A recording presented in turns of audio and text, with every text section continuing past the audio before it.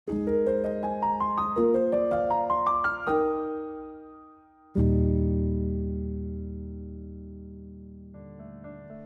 Bapak Ibu Saudara yang kasih Tuhan Yesus Kristus, apa kabar Anda hari ini? Dimanapun Anda berada, saya berharap Anda selalu dalam keadaan yang baik. Dan sangat senang saya kembali bisa menyapa Anda melalui program Sapaan Gembala GKI Manyar. Saudara dikasih Tuhan, kami mulai membiasakan anak kami yang saat ini berusia 5 tahun untuk mulai bersikap mandiri. Contoh-contoh paling sederhana adalah kalau dia mau pergi dan dia harus menyiapkan pakaian, maka kami mulai mengajarkan, cobalah ambil dan pilih pakaianmu sendiri. Ambillah pakaianmu dari lemari baju yang ada di kamarmu, dan lain sebagainya.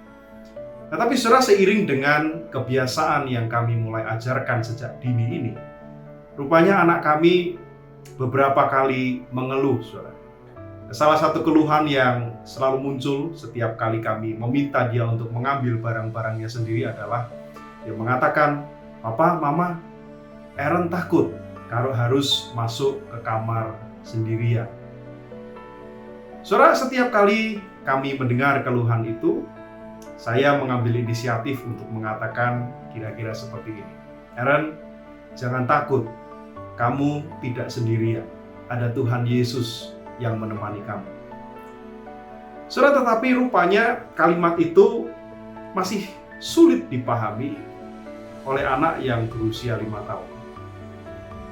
Sebab setiap kali saya mengatakan seperti itu, anak kami selalu menjawab, "Tetapi di mana Tuhan Yesusnya?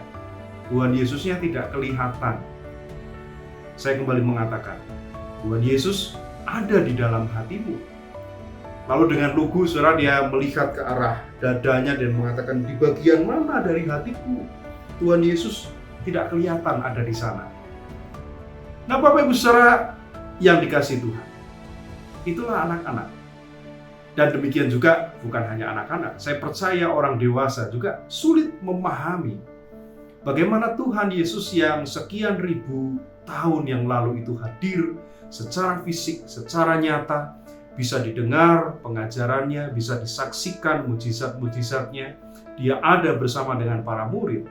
Tetapi kita yang hidup di masa kini seringkali sulit memahami sebuah konsep bahwa Tuhan tidak pernah meninggalkan kita. Dialah Immanuel. Walaupun tidak hadir lagi secara fisik di dalam diri Yesus Kristus yang berusia 33 tahun itu, tetapi Allah menepati janjinya. Dia tidak pernah meninggalkan kita sebagai yatim piatu, dan dia hadir di dalam Roh-Nya yang kudus.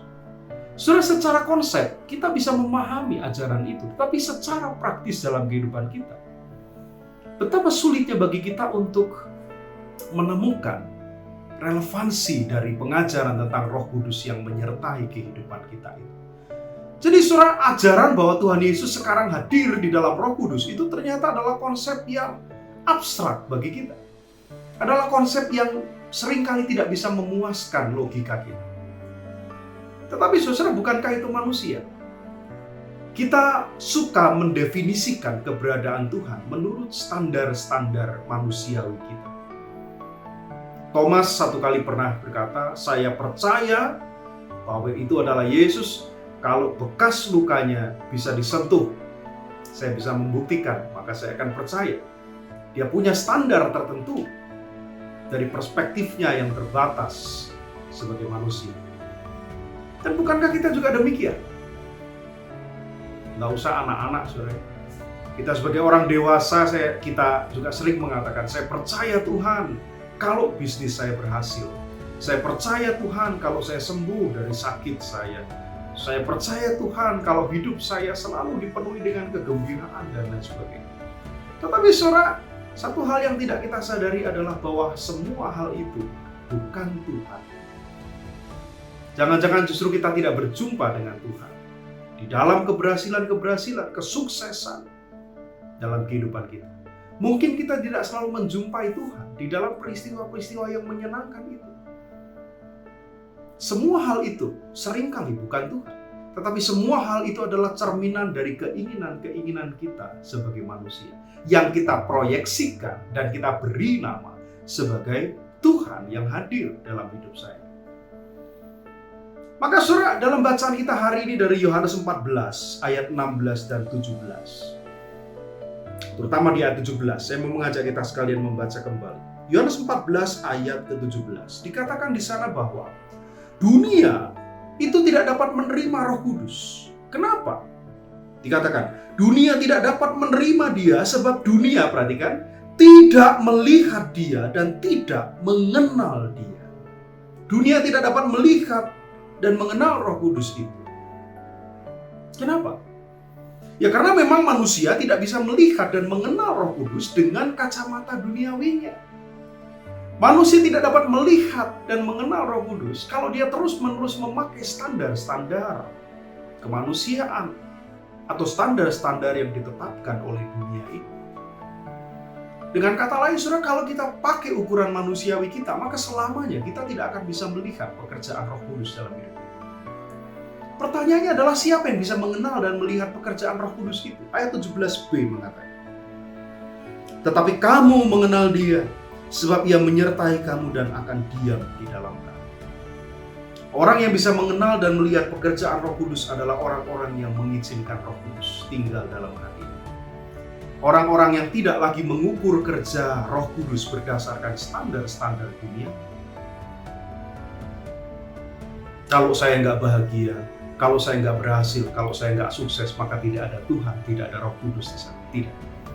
Tetapi orang yang bisa melihat dan mengenal kuasa Roh Kudus adalah mereka yang mungkin bahkan menemukan setitik kegembiraan di tengah pergumulan-pergumulan kehidupannya. Saudara, orang sering mengatakan untuk setiap permasalahan pasti ada solusinya. Itu kalimat yang menghiburkan kita. Tetapi saudara, kalau kita lihat secara objektif, bukankah kita menemukan realitas yang sebaliknya? Kita sadar bahwa tidak semua persoalan itu ada solusinya, bukan? Tidak semua penyakit bisa disembuhkan. Tidak semua penyakit ada obatnya. Tetapi kita percaya bahwa kerja kuasa Roh Allah, Roh Kudus, pekerjaan-pekerjaan Roh Kudus, justru seringkali bisa kita saksikan ketika dia memberikan kegembiraan, ketika dia memberikan pengharapan bagi kita. Di tengah situasi yang kita sadar, ini bukan situasi yang ada solusinya. Sekalipun kita sadar bahwa kita berada di tengah situasi yang tidak bisa diubah sekalipun, tetapi kalau kita menemukan kegembiraan di tengah situasi itu, maka kita percaya itu semua bukan karena kekuatan kita, tetapi itu semua karena pekerjaan Roh Kudus yang diam di dalam kita. Saudaraku, selamat menghayati pekerjaan-pekerjaan roh dalam hidup kita dan selamat menantikan Dia. Salam.